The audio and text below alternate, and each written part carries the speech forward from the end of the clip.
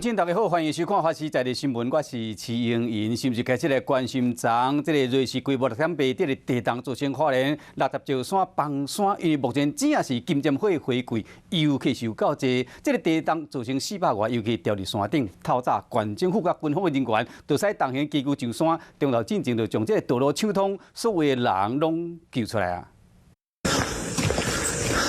技术人员按默默向前沿路翠石进行进入乐观，因为花莲60石山 Q18 号6.8公尺，正到2条连外道路规断掉。一只卡图机甲掉伫咧路边的车挖出来，赶快加速座边的车门规前啊变形，车顶嘛弄破一个坑。 华视新闻团队跟着大型怪手一路挺进，要排开障碍物，一路抵达游客受困的山顶。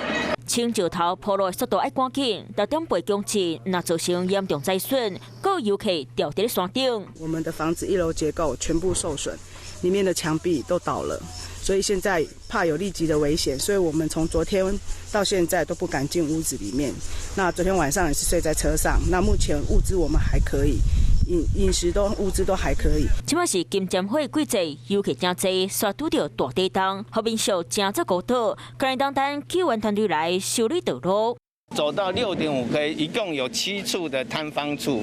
那现在清到这边，大概上面大概还有3到4处要清除。那清除完，这个道路上都应该是不会有问题，车辆跟人员都可以 通行了。公路总局和军方讲，伫咧中昼11点20分已经顺利把道路修理好势。不过路面登记所在，关键警察超有70公分，怪手较土石甲棚补起来，车和掉伫咧山顶的民众，嘛拢慢慢啊离开山顶。 Hello， 大家好，我是乃瑜，要教给大家2个任务。第一个，华视新闻的脸书专页，你按赞了吗？还有华视新闻的 YouTube 频道，赶紧订阅起来，还要记得按赞，开启小铃铛哦。